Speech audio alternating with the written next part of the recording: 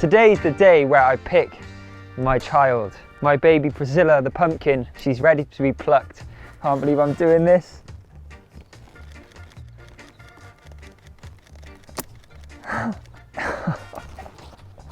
Can't believe I just did that. Oh my God, it's heavy. Wow, that is a heavy pumpkin. Look at that, that is a weird looking pumpkin. This variety is called Turk's Turban, but to be honest, I don't know if I can cook with this. This is almost like a baby to me.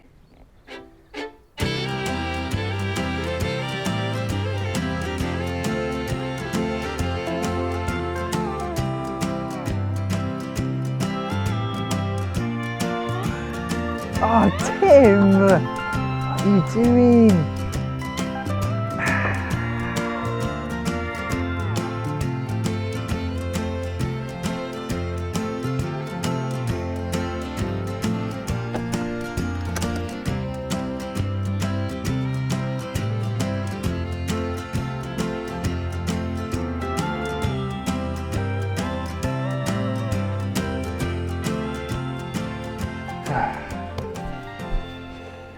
Wow.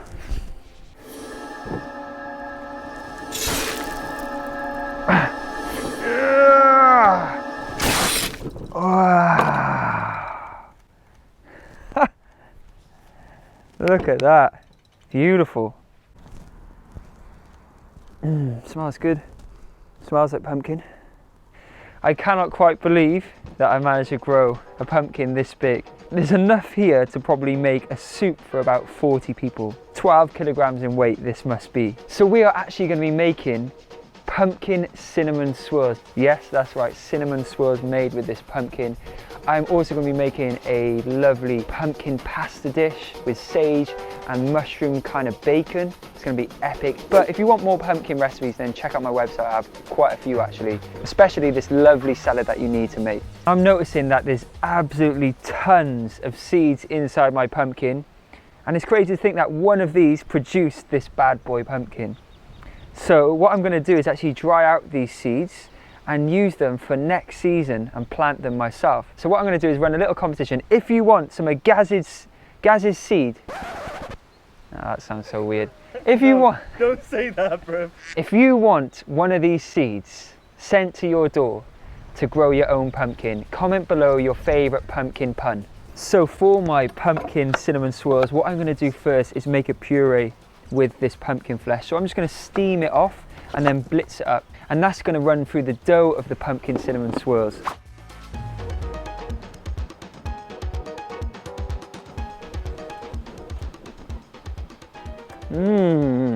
That's really flipping good. No seasoning, just steaming. Tastes amazing. Just to help it blend, I'm going to add some maple syrup.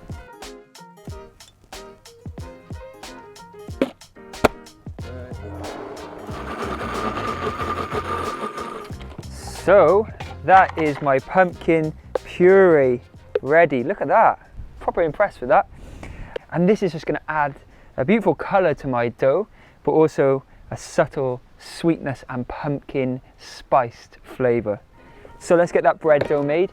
Into my stand mixer, or just a mixing bowl if you don't have one, I'm going to add some strong white bread flour, some corn flour, also known as cornstarch in the US, a pinch of salt, some fast active dried yeast, some cinnamon and some coconut sugar. So let's give this a mix up, and then we'll add our pumpkin puree and the rest of the wet ingredients. If you don't have a bread mixer with a dough hook, just do this by hand in a big mixing bowl.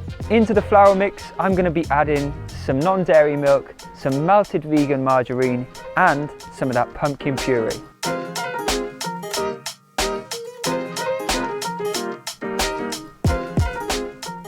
I'm just going to knead this dough on medium speed for about 6 minutes.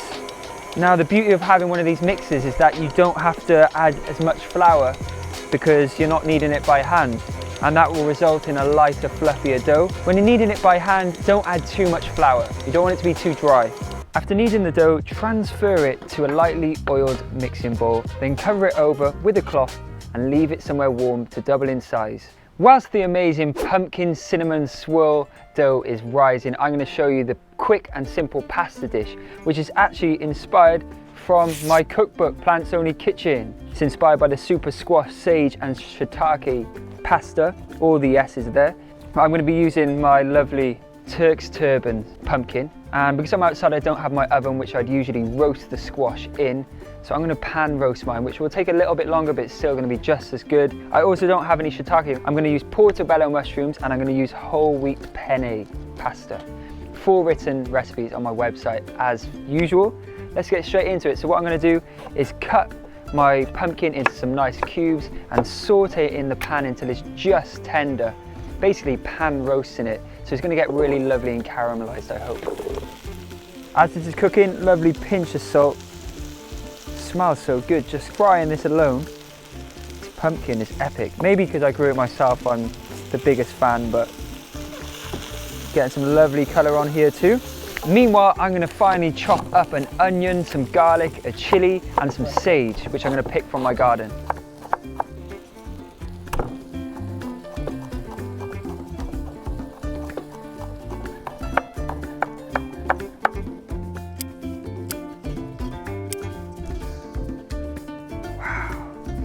Beautiful.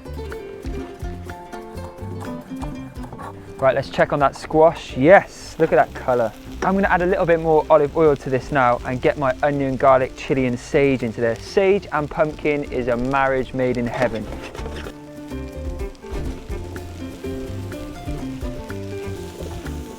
Oh yes, you can smell that sage already. I'm going to let that caramelise, but I'm also going to add some chopped sun-dried tomatoes because they have such an umami, salty goodness that it's going to almost try and take on this sort of bacony flavour that I want to achieve, because I'm also adding some sweet smoked paprika too.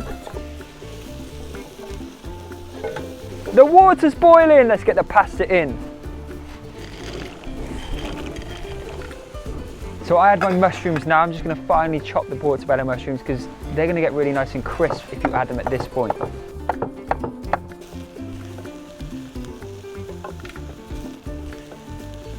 My guide Timothy is smelling delicious. Let's get some smoked paprika in.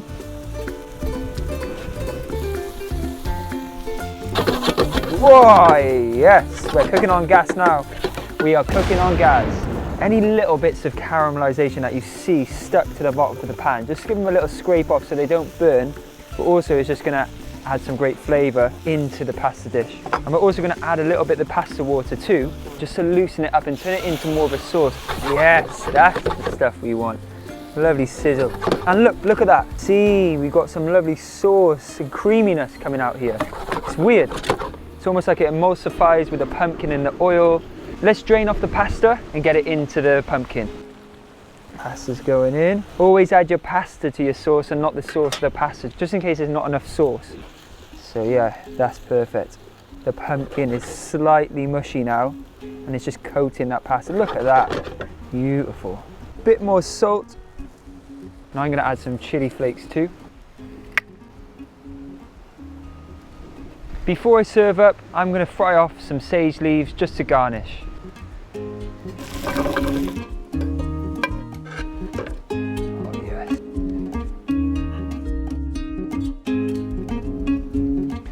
And here's the sun just as I'm serving up. Look at that. Look at the colour on it. Can't believe this is made using the pumpkin that I grew myself. So I'm just going to garnish this with some of these crispy sage leaves. Homegrown sage, homegrown pumpkin, but you can do this at home just as easily. I've even got some of this. This is my homemade Parmesan, which the recipe's in my cookbook, but I'll put it on the website too with this dish, just sprinkled over the top. Look at that pumpkin. That is what is made of dreams. That is what dreams are made of. Look at that.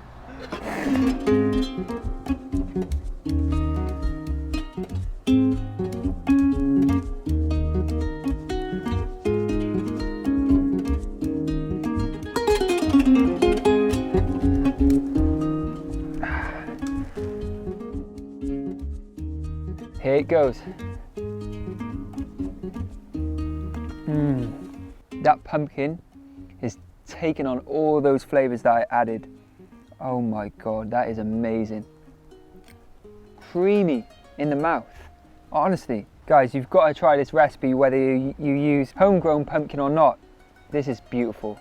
Perfect autumnal dish. Yes, bro.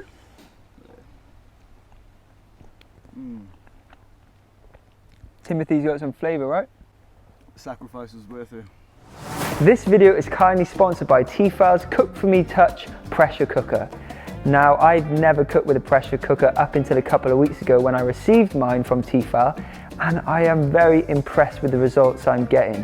What makes Tefal's Cook For Me Touch pressure cooker different, you may ask? Well, this has a modern, easy to use touch screen and waterproof display. It has 250 built-in recipes plus 300 plus more on the free app for stress-free meal planning. So basically you can go ahead and call this your in-house personal chef.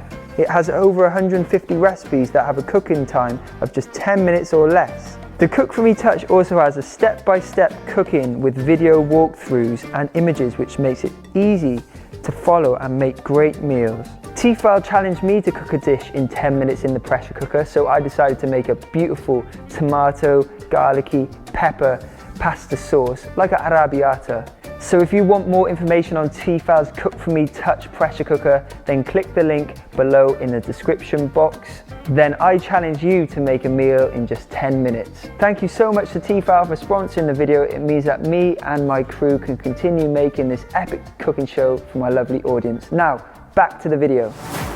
The dough is risen. Let's roll it out. So I'm going to lightly flour my work surface. My dough is quite wet, so I'm going to have to add quite a bit of flour. And this is my favourite part whenever I make bread, is this bit. Look at that. Oh, it feels so good. So light. Look at that, look at the texture. That's because I didn't add too much flour. This is going to result in the most fluffy, light cinnamon rolls ever. Ollie, just touch this dough, okay? No, caress it, just feel it. Hold it, squeeze it. How does that feel? I don't want to say what it feels like. You get demonetized. Oh, the sun's just coming out. You know what happens? Sun's out, bun's out. I love this little tinge of yellow or orange this dough has. Hopefully that develops as it cooks. So what I'm going to do now is generously sprinkle over some coconut sugar. And you may notice that I haven't used any refined sugar in this recipe. It's all natural, unrefined. Sprinkle over the coconut sugar, ground cinnamon and ground nutmeg. Plus, I'm going to throw in some chopped dates and chopped pecan nuts.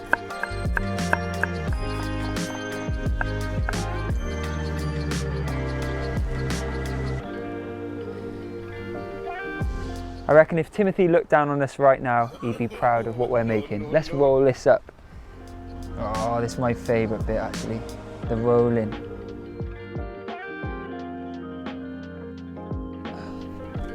That's it rolled up. Let's cut it up and get it into my greased bacon dish.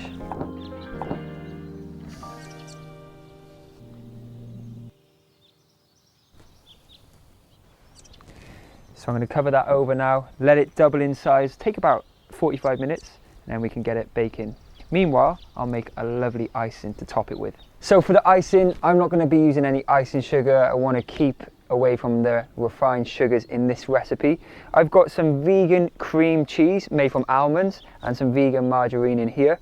And I'm going to be adding some maple syrup, some vanilla and some ground cinnamon. I'm just going to whisk it all up till it forms a lovely icing consistency.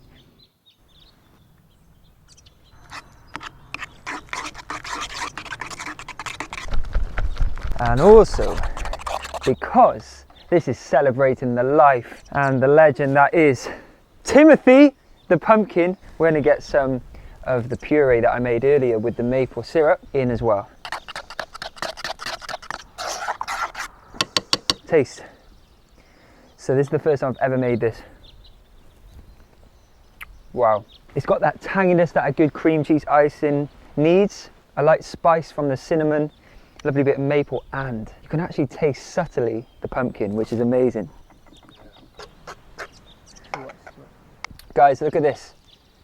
They have risen up beautifully And I can't wait any longer. I've got to get these in the oven. So I'm going to put these in a preheated oven now. We'll cook them for about 30-35 minutes and then we'll taste. Oh, wow, look at that. Beautiful.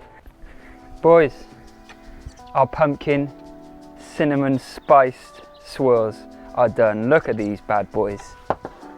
Woo! They smell so good. I can't believe our friend Timothy made us this. I'm going to drizzle over some maple syrup, a sprinkle of coconut sugar and some crushed pecan nuts before serving the cinnamon rolls with my pumpkin cream cheese topping. Let's serve up. Oh, this is moist. Oh yeah. Oh yeah.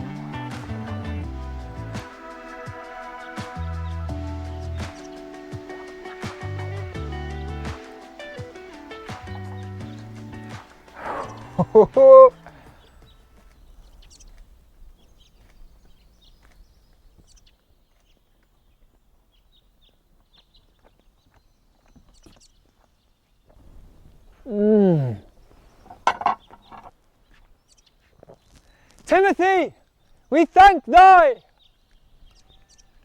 I just love how it went from Priscilla the pumpkin to Timothy the pumpkin, and it created the most amazing, soft, moist, spiced,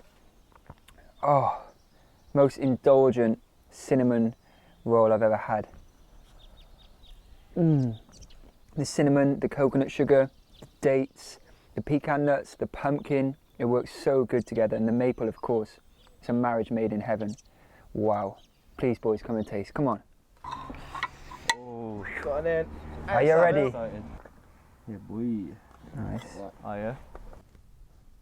All right, let's thank Timothy. Cheers. To Timothy. To Timothy. Wait, to who? Who? The pumpkin.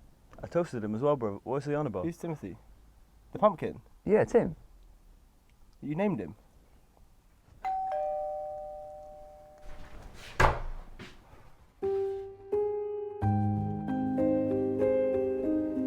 Timothy? Dad? My son!